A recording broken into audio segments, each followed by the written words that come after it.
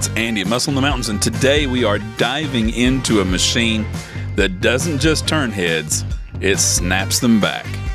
I'm talking about the 1968 Plymouth Barracuda 340 Formula S, a car that didn't just compete, it carved its own lane in the golden era of Detroit performance. Now let's set the stage. It's 1968. The muscle car wars are raging.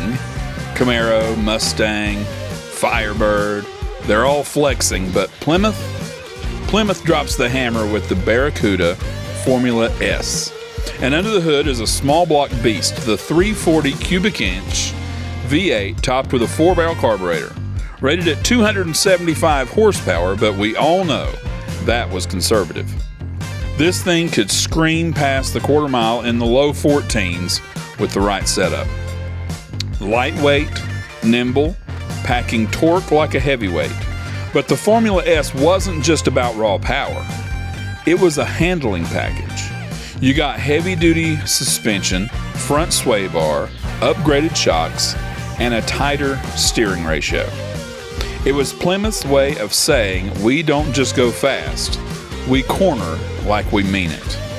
And with its clean lines, tucked grille, and aggressive stance, it looked every bit the Predator it was named after.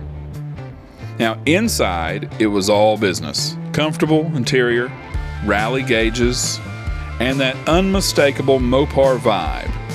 You weren't just driving, you were commanding. This car was built for the street, bred for the strip, and born to be remembered.